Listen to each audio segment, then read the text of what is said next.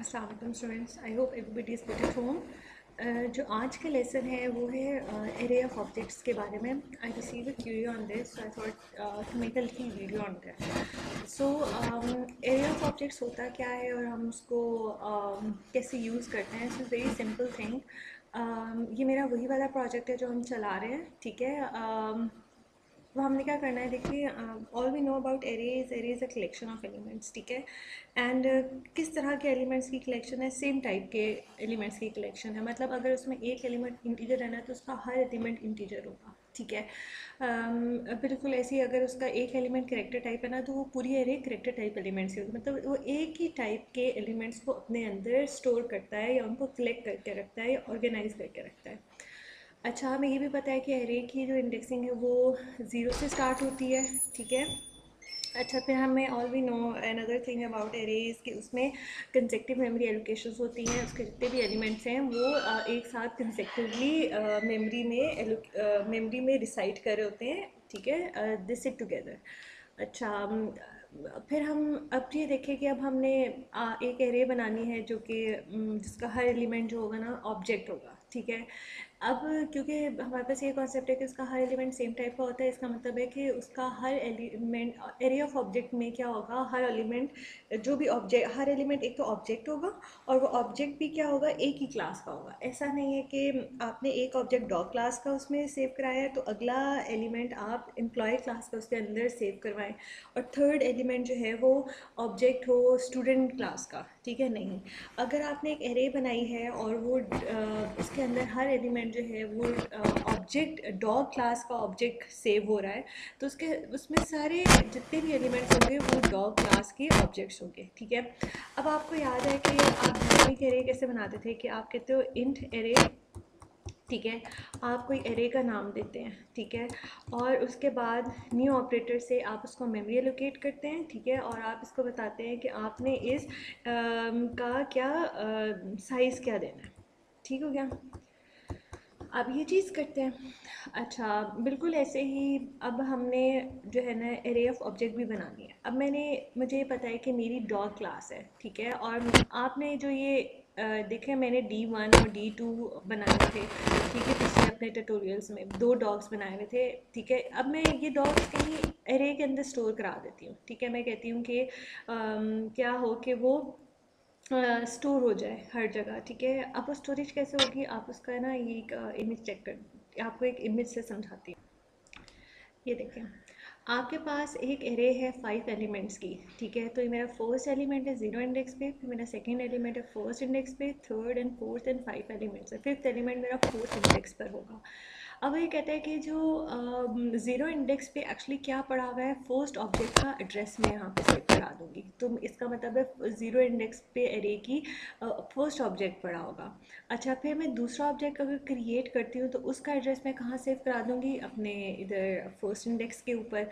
Second index के ऊपर मैं थर्ड ऑब्जेक्ट सेव करा दूँगी। इसका मतलब है कि एरे के जितने भी आपके एलिमेंट्स होते हैं ना, उनके पास रेफरेंसेस होते हैं हर ऑब्जेक्ट के, ठीक है। तो ये पूरे पूरे ऑब्जेक्ट्स होते हैं।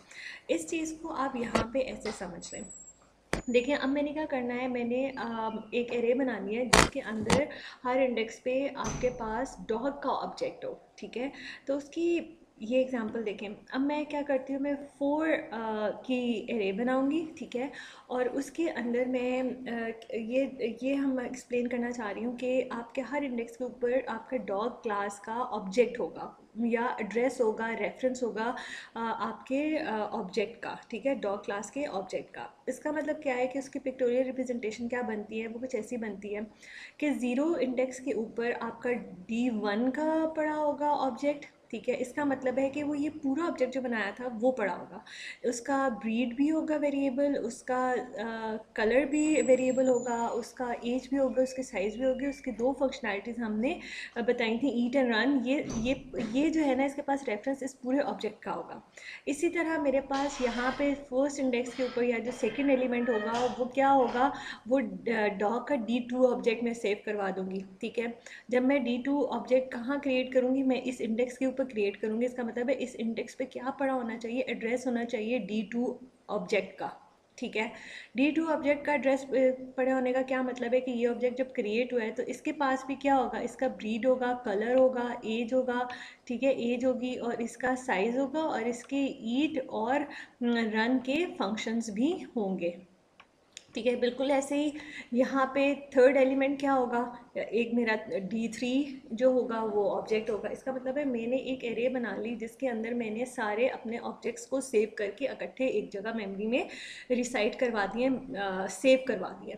ठीक है, ये कॉन्सेप्ट हमें कहाँ यूज़ करना पड़ता है, देखिए जैसे मेरे पास आप सब स्टूडेंट्स हैं तो मुझे क्या ज़रूरत पड़ती है कि मैं चाहती हूँ कि मेरे पास हर स्टूडेंट का इंफॉर्मेशन ऑर्गेनाइज हो। ठीक है, आपके रोल नंबर 001 से लेके 065 तक जो है ना मेरे पास सारे स्टूडेंट्स जो है ना वो एक जगह कहीं उनकी मेमोरी हो। इसका मतलब है मैं एक एरे बनाऊंगी 65 की, ठीक है, और उसके हर इंडेक्स के ऊपर आप एक ऑब्जेक्ट होंगे कंप्लीट। ठीक है, 001 एक ऑब्जेक्ट है, 002 एक ऑब्जेक्ट सेकेंड ऑब्जेक्ट है, 003 मेरे पास थर्ड ऑब्जेक्ट है। अब आप हर ऑब्जेक्ट का देखिए आपकी अपनी एट्रीब्यूट्स एंड प्रॉपर्टीज़ हैं। ठीक है, क्या आपका उनकी यूनिक वैल्यूज़ हैं, आपका अपना नाम है, एज है, रोल नंबर है, CGPA है। ठीक है, आपका आपका ये प्रोग्रेस डिफरेंट है। ठीक है, तो इस 0 इंडेक्स पे 001 होगा, 1 इंडेक्स पे किसका ऑब्जेक्ट स्टूडेंट ऑब्जेक्ट होगा, मेरे पास 001 का। 2 इंडेक्स पे मेरे पास 003 का पड़ा होगी, इंफॉर्मेशन पड़ी होगी। ठीक है, वो पूरा ऑब्जेक्ट होगा। तो हम अब जब एक जगह ऑब्जेक्ट कहीं एरे में सेव कराना चाहते हैं ना तो ये भी हो सकता है। लेट्स डू इट कि वो कैसे होगा। अच्छा, so code this with me, मेरे साथ साथ कोड करें, क्योंकि हमें बीच में थोड़ा कोड चेंज भी करना पड़ेगा। ठीक है, जैसे जैसे हम इसमें प्रोग्रेस करते जाएंगे। तो ये मैंने आपको बताया कि आपका ये नॉर्मल सिंटेक्स है जावा के अंदर एक एरे डायनेमिक क्रिएट करने का। बिल्कुल ऐसे ही मैंने भी एक एरे क्रिएट करनी है। ठीक है, और मैं कहती हूँ जी कि मैंने एरे किस टाइप की क्रिएट करनी है। मैं कहती हूँ मुझे जो है ना डॉग क्लास की जो है ना एरे क्रिएट करनी है। ठीक है, और उसका एरे क्रिएट करनी है ना तो मुझे ये चीज़ लगानी पड़ेगी। ठीक है, इस ये क्या बताता है कि आप एक एरे बना रहे हैं, किस टाइप के एरे बना रहे हैं, उस एरे बना रहे हैं जिसका हर एलिमेंट क्या है, डॉग क्लास टाइप का होगा। ठीक है, जैसे कि आपने यहाँ पे डाटा टाइप बताई ना कि एरे का हर एलिमेंट इंटीजर टाइप का होगा, मैं भी यहाँ पे ये बता रही हूँ कि मैं एक एरे बना रही हूँ जिसका हर एलिमेंट डॉग क्लास का होगा। ठीक है, अच्छा इसके बाद अब मुझे क्या देना है, एरे का नाम देना है। मैं उसका एरे का नाम डी दे रही हूँ, आप उसको कुछ भी दे सकते हैं। ठीक है, अच्छा इसी तरह मैं न्यू करूँगी। ठीक है, और मैं कहूँगी कि किस टाइप की एरे बन रही है, डॉग क्लास की, बिल्कुल ऐसे ही जैसे आपका ये सिंटेक्स चल रहा है। और मुझे कितने एलिमेंट्स कर दिए मैंने, लेट से 3 कर दें, 4 कर दें। ठीक है, ये मेरी क्या हो गई है, एरे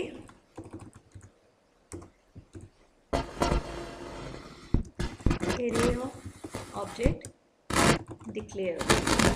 ठीक है, अभी मैंने ये डिक्लेयर हुई है, अभी हमने डिक्लेयर हुई है एंड क्रिएट।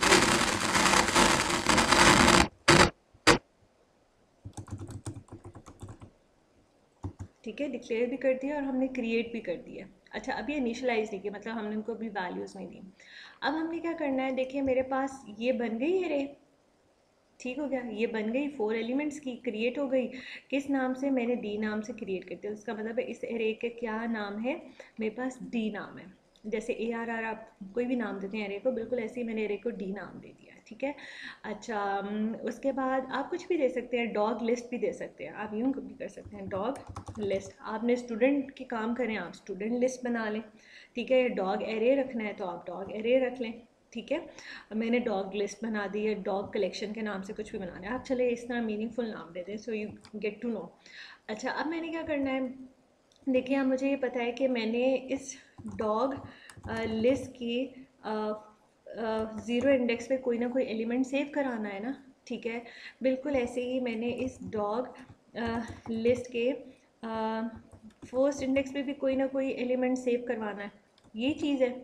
ठीक है, अब वो हम कैसे करेंगे, अब मुझे ये पता है कि हर इंडेक्स पे क्या आपके पास सेव हो रहा है, हर इंडेक्स पे आपके पास एक ऑब्जेक्ट सेव हो रहा है। ठीक है, अब मुझे ये पता है, जैसे ये देखें इस डॉग क्लास डॉग लिस्ट के इसमें मेरे पास 0 इंडेक्स पे पूरा एक ऑब्जेक्ट क्रिएट करूँगी मैं। ठीक है, तो हम ऑब्जेक्ट कैसे क्रिएट करते हैं, मैं ऑब्जेक्ट कैसे क्रिएट करती हूँ, हम ये ऑब्जेक्ट क्रिएट करते हैं ना ऐसे, ये चीज़ है। अच्छा, तो मैं यहाँ पे क्या कहूँगी, मैं कहूँगी भाई यहाँ पे आप एक ऑब्जेक्ट क्रिएट करें, किस क्लास का, डॉग क्लास का। ठीक है, तो ये मैंने डॉग क्लास का ऑब्जेक्ट क्रिएट कर दिया जीरो इंडेक्स पे, और मैंने यहाँ पे भी क्या कर दिया है, डॉग क्लास का ऑब्जेक्ट क्रिएट कर दिया है किस इंडेक्स पे, फर्स्ट इंडेक्स पे। ठीक है, इसी तरह अभी फ़िलहाल मैंने दो ऑब्जेक्ट्स क्रिएट किए। ये तो हो गए ऑब्जेक्ट्स क्रिएट। अब देखो, मेरा ज़ीरो इंडेक्स पे जो ऑब्जेक्ट क्रिएट हुआ है उसको मैं वैल्यूज़ इनिशियलाइज किससे करवा रही हूँ, डिफ़ॉल्ट कंस्ट्रक्टर से। इसका मतलब है उसका ब्रीड, कलर और एज और साइज़ सब इनिशियलाइज हो जाएगा नल एंड ज़ीरो से। बिल्कुल ऐसे ही जो मैंने फर्स्ट इंडेक्स के ऊपर ये ऑब्जेक्ट क्रिएट किया है, जो ये वाला है, इसके भी ब्रीड, कलर, एज और साइज़ क्या और क्या सेट हो जाएंगे, सब नल एंड ज़ीरो हो जाएंगे। ठीक हो गया। तो आप, अब बात आती है कि आपने इनको वैल्यूज़ कैसे असाइन करनी है। ठीक है, यहाँ से आगे अब दो बातें हैं कि आपने जो ऑब्जेक्ट क्रिएट कर दिया है डॉग का, उसके जो इंस्टेंस वेरिएबल है उनको वैल्यूज़ कैसे देनी है। तो हम दो चीज़ें पढ़ चुके हैं, या तो आप उनको कंस्ट्रक्टर के थ्रू वैल्यूज़ इनिशियलाइज करवा दें, या फिर आप ये सेट के फंक्शंस के थ्रू हम उनको वैल्यूज सेट करवा दें। अच्छा, तो हम क्या करते हैं बेटा, हम अपना जो पहला ऑब्जेक्ट है ना, उसको, अच्छा पहले आप सिंपली इसको चलो प्रिंट करा के देख लो। मैं अगर प्रिंट कराती हूँ dog list zero dot print, देखो ये प्रिंट का फंक्शन इस ऑब्जेक्ट का हिस्सा है ना, मैं कहती हूँ भाई आप अपनी इन्फॉर्मेशन प्रिंट करवाएं। ठीक है, इसको रन करके देखूंगी तो इसका मतलब है प्रिंट इन्फॉर्मेशन में देखो मैं क्या क्या चीज़ें प्रिंट करवा रही थी। मैं उसकी ब्रीड, एज, कलर और साइज़ प्रिंट करा रही थी। ठीक है, लेट्स सी, तो ये मुझे अभी सारे नल और ज़ीरो होने चाहिए। ये मैं सिर्फ आपको टेस्ट करवा रही हूँ अभी।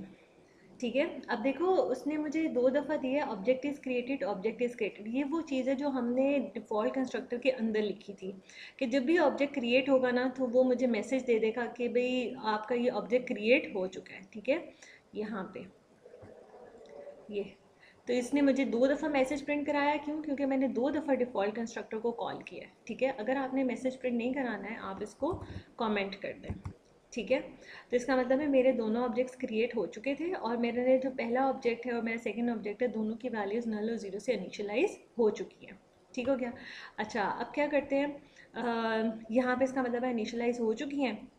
अब मैं यहाँ पे क्या करती हूँ, मैं कहती हूँ डॉग लिस्ट डॉट, एज को मैं, अच्छा सॉरी, ठीक है, यार अब पिक करेगा इसको। ठीक है, मैंने स्पेलिंग में, अच्छा हाँ सॉरी, ज़ीरो इंडेक्स ओके। ठीक है, अब देखना ये इसको आपके जो पब्लिक वेरिएबल है ना उसको रिट्रीव कर लेगा। ठीक है, अच्छा अब मैं इसकी एज सेट करती हूँ पहले डॉग की एज 1 ईयर।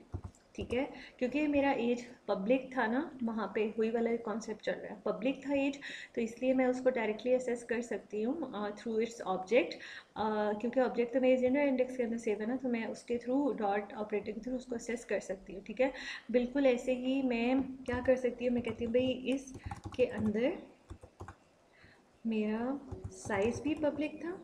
ठीक है, उसको भी मैं सेव करा सकती हूँ, लेट्स से 10 साइज़ है। ठीक है, अच्छा, अच्छा अब मैं कहती हूँ डॉग लिस्ट इसी ऑब्जेक्ट का मुझे डॉट सेट करना है ब्रीड।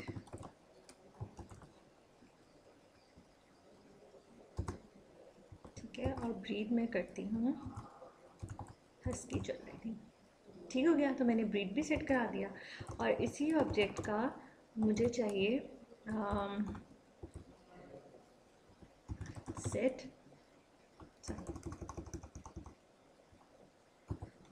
सेट कलर भी आ गया।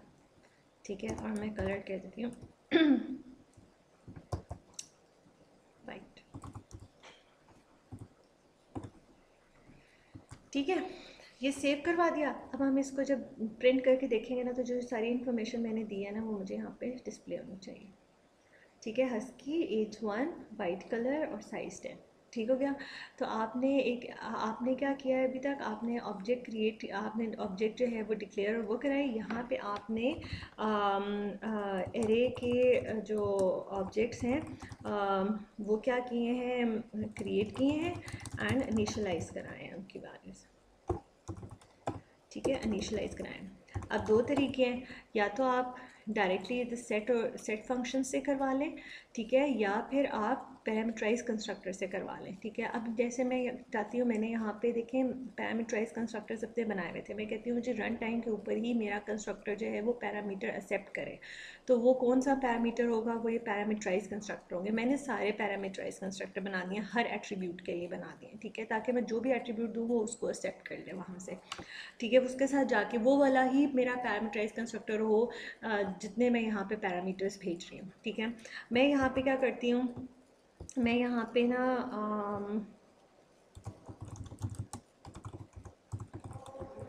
ये मैंने भेज दिया। अच्छा, और मैंने कलर वाला भेज दिया।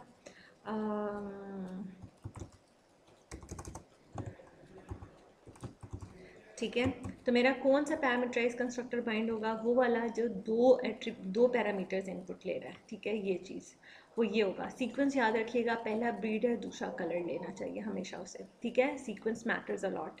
अच्छा, तो मैंने ये वाला दिया तो ये होगा। अच्छा, अब मैं क्या करती हूँ, मैं यहाँ पे D1 की जब इंफॉर्मेशन प्रिंट कराऊंगी ना, तो क्या होगा, उसका ब्रीड और कलर सेट हुआ होगा, लेकिन एज और साइज 0 होंगे। ठीक है, यहाँ पे चेक करते हैं, ये देखें ये मेरा पहला ऑब्जेक्ट। ठीक है, जो मैंने खुद सेट से करवाया, ये वो वाला फंक्शन है जो कि ये वो वाला मेरा मेरा सेकंड ऑब्जेक्ट है। अब यहाँ पे प्रिंट करा सकते हैं, प्रिंटिंग ऑब्जेक्ट 1, प्रिंटिंग ऑब्जेक्ट 2। ठीक है, और 2 ऑब्जेक्ट में मैंने पैरामीटराइज कंस्ट्रक्टर से वैल्यूज़ इनिशियलाइज करा दी, तो आप इनिशियलाइज करा सकते हैं। आपने बाकी वैल्यूज़ भी देनी है तो आप दे सकते हैं, एज 3 दे सकते हैं, साइज़ 12 दे सकते हैं। ठीक है, इसको रन करें, साइज़ 12, एज 3। ठीक है, तो आपने क्या किया, आपने सिंपल एक ऑब्जेक्ट क्रिएट किया। आपने सबसे पहले एरे बनाई, बिल्कुल ऐसे ही जैसे आप नॉर्मल एरे बनाते हैं, और फिर उसके हर इंडेक्स के ऊपर आपने एक ऑब्जेक्ट क्रिएट कर दिया। ठीक है, ऑब्जेक्ट क्रिएट करके आपने उस ऑब्जेक्ट को वैल्यूज़ को इनिशियलाइज करना है। या तो आप ये सेट के फंक्शन से भी वैल्यूज सेट कर सकते हैं, एक तरीका ये है, और मतलब डिफ़ॉल्ट कंस्ट्रक्टर से क्रिएट करें और बाद में वैल्यूज़ खुद से सेट कर लें। ये वैल्यूज़ आप यूज़र से भी इनपुट ले सकते हैं। ठीक है, आपका ये फ्लो भी बन सकता है। या फिर आप पैरामीटराइज कंस्ट्रक्टर से कराएं और बाद में भी सेट फंक्शन को यूज़ करके आप इनकी वैल्यूज़ को सेट कर सकते हैं। ठीक है, और प्रिंट इन्फॉर्मेशन से मैंने दोनों ऑब्जेक्ट्स को प्रिंट कर दिया। Okay, now another thing is कि देखो मेरे पास बहुत सारे स्टूडेंट्स हैं, लेट्स से मेरे पास 65 या 100+ स्टूडेंट्स हैं और मुझे उनकी एरे बनानी है। इसका मतलब है कि क्या मैं 100 ऑब्जेक्ट्स बार बार क्रिएट करती रहूँगी? ठीक है, तो आई नीड अ लूप है। ठीक है, मुझे यहाँ एक लूप की ज़रूरत है।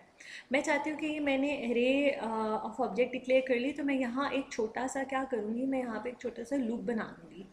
अच्छा, इसका मतलब है मुझे क्या ज़रूरत है, मैं चाहती हूँ मैं एक यहाँ पे एक फॉर लूप बनाऊँ। ठीक है, लूप आइट्रेटर रखूँ यहाँ पे। अच्छा सॉरी, यहाँ पे एक आइट्रेटर रखूँ जो कि 0 इंडेक्स से स्टार्ट हो, और आई जो है वो लेस देन इक्वल्स टू या लेस देन 4 रहे, और आई जो है वो इंक्रीमेंट होता जाए। ठीक है, ये इंक्रीमेंट होता जाए। अच्छा, इस लूप के अंदर मुझे क्या करना है, मुझे डॉग लिस्ट के हर इंडेक्स के ऊपर एक ऑब्जेक्ट क्रिएट करना है। ठीक है, किस क्लास का, डॉग क्लास का। ठीक है, तो 0 इंडेक्स आएगा तो एक ऑब्जेक्ट क्रिएट हो जाएगा, 1 इंडेक्स आएगा तो एक ऑब्जेक्ट क्रिएट हो जाएगा। इसका मतलब है मुझे ये चीज़ काम करने की ज़रूरत नहीं है। ठीक है, और मुझे ये काम करने की भी ज़रूरत नहीं है। ठीक है, मैंने इस लूप के अंदर क्या किया है, ऑब्जेक्ट्स को क्रिएट कर दिए। ठीक है, और उनको क्रिएट करने के बाद मैंने सिर्फ उनकी वैल्यू सेट करनी है। ठीक है। अच्छा, यहाँ पे मैं पैरामीटराइज कंस्ट्रक्टर नहीं दे सकती, ठीक है। मैं यहाँ पैरामीटराइज कंस्ट्रक्टर इसलिए नहीं दे सकती कि हर दफ़ा हर ऑब्जेक्ट की सेम वैल्यूज़ आएंगी। फिर यहाँ पे अगर मैं हस्की और वाइट, इसका मतलब है मैं बेशक चार ऑब्जेक्ट्स जो मेरे बनेंगे वो चारों सेम एट्रीब्यूट्स के साथ बनेंगे, उनकी सेम वैल्यूज़ होंगी। मुझे ऐसा नहीं चाहिए भाई, मैं चार स्टूडेंट्स के ऑब्जेक्ट्स बना रही हूँ, आप चार स्टूडेंट्स की एरे बना रही हूँ, ठीक है, और मैं यहाँ पे जो है ना दे देती हूँ अली, तो इसका मतलब है सबके नाम अली सेट हो जाएंगे। मुझे ऐसा नहीं करना है। मेरा एक एक मेरा डॉग की ब्रीड हस्की है, उसका कलर वाइट है, इसलिए मैं यहाँ पे कॉमन सेंस से कहती हूँ भाई मैं यहाँ पे नहीं वैल्यूज़ इनिशलाइज करा सकती, क्योंकि वो सेम हो जाएंगी, ठीक है। मुझे सेम तो नहीं चाहिए। हर ऑब्जेक्ट की अपनी एज है, अपना साइज़ है, ब्रीड है, उसकी अपनी कलर है, इसी तरह टू की भी अपनी है, ठीक है। तो आपको आपको सिर्फ ऑब्जेक्ट यहाँ लूप के अंदर एक साथ ही बना दें, ठीक है, और ये वैल्यूज़ आप बाकी सबके लिए भी यूटिलाइज़ कर लें। मैं यहाँ पे क्या करती हूँ, मैं वैल्यूज़ अपडेट कर देती हूँ, मैं यहाँ पे 1 कर देती हूँ सब, ठीक है। आप ये वैल्यूज़ यूज़र से भी ले सकते हैं। मैं कहती हूँ भाई इसकी एज मैंने 3 बताई हुई थी, इसका साइज़ 12 था, ये जर्मन शेफर्ड था, एंड दिस वाज ब्लैक, ठीक है। आपने ऑब्जेक्ट लूप के अंदर क्रिएट कर दें और बाद में उनकी वैल्यू सिंपल से सेट कर दें। That is how your array of objects works. आपके एरे का हर इंडेक्स एक ऑब्जेक्ट को कॉरेस्पॉन्ड करता है, उसको पॉइंट करता है, उसके पास एड्रेस होता है हर ऑब्जेक्ट का। क्यों एड्रेस होता है ये देखो, ये न्यू क्या करता है, न्यू आपको हमेशा एड्रेस रिटर्न करके देता है। तो जीरो इंडेक्स के ऊपर एक्चुअली आपके एक ऑब्जेक्ट का एड्रेस पड़ा हुआ है, सेकेंड इंडेक्स के ऊपर आपके पास दूसरे ऑब्जेक्ट का एड्रेस पड़ा हुआ है, ठीक हो गया। इस तरह करके आपके एरे के हर इंडेक्स के ऊपर एड्रेसेस पड़े होते हैं ऑब्जेक्ट्स के, और वो उनको पॉइंट आउट कर रहा होता है बिल्कुल ऐसे, ठीक है। ये मेरे D1 का, ये D1 तो मैंने यहाँ पर हमने क्रिएट तो नहीं किया ना, ठीक है, तो D1 और D2 आपको अभी समझाने के लिए है, सही हो गया। सो इसको रन करते हैं फाइनली, इसको प्रैक्टिस करें मेरे साथ कोडेड। ये देखें, ये मैंने जो सेकंड अपना दोबारा प्रिंट करवाया है, तो ये उसकी एट्रीब्यूट्स आ गए, ठीक है। So that's how you array of objects जो है ना जावा में क्रिएट होती हैं, ठीक है। दैट्स हाउ यू क्रिएट जो array of objects in Java, it's very easy. आप जब आपके पास आप क्या करते हो, आप एक ही क्लास के ऑब्जेक्ट्स जो है ना वो एक एरे के अंदर सेव करवा देते हैं, ठीक है। I hope this lesson is clear to you. If you have any queries please comment below. Thank you so much. अल्लाह हाफिज़।